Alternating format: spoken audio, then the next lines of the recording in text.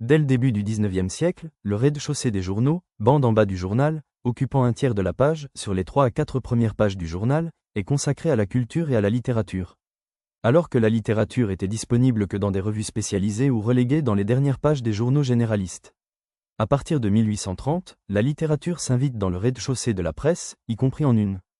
Pour fidéliser leur public et augmenter leurs ventes, la presse va diffuser dans ses numéros des extraits de romans dont la suite paraît le lendemain. Les classes populaires vont se passionner pour ce modèle de journaux. Émile de Girardin va être précurseur dans le développement des romans feuilletons. Il constate que les classes populaires achètent les journaux de manière occasionnelle, due au prix de la presse. Il va baisser le prix de son journal pour que ce soit une charge moins importante sur leurs revenus. Bien que soutenant la monarchie de Juillet, Girardin tente et réussit à divulguer son opinion politique dans son journal La Presse.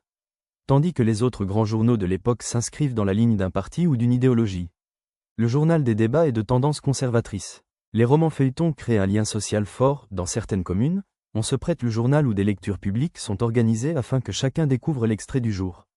On retrouve également des cabinets de lecture. L'adhérent paye pour accéder à ces cabinets et peut consulter différents journaux et ainsi avoir accès à plusieurs romans feuilletons.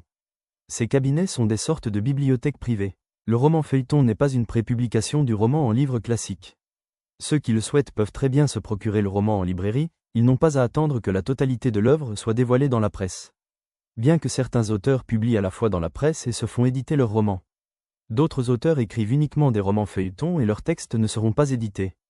Ce qui crée un gouffre entre les auteurs les plus lus et édités et ceux moins cotés. Les auteurs ne peuvent publier le même roman feuilleton que chez un seul et unique journal. Alors qu'un journal, dans la même édition, peut publier 2 à 3 romans feuilletons.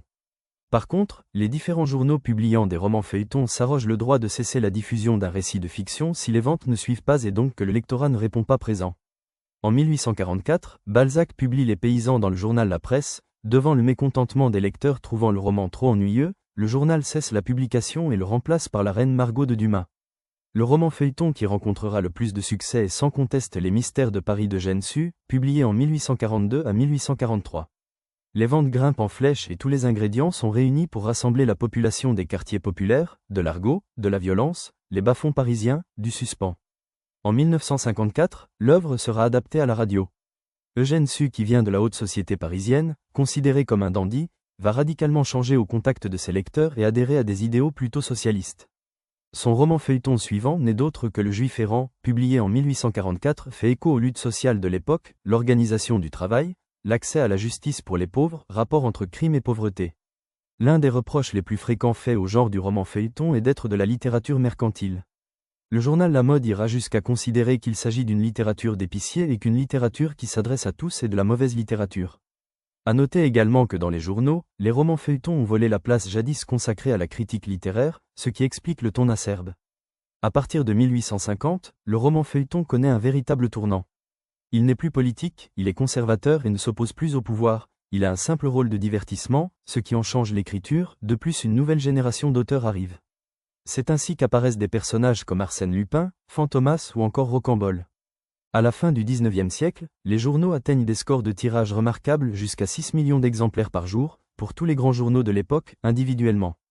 La presse écrite est à cette époque le support culturel préférentiel de chacun des citoyens.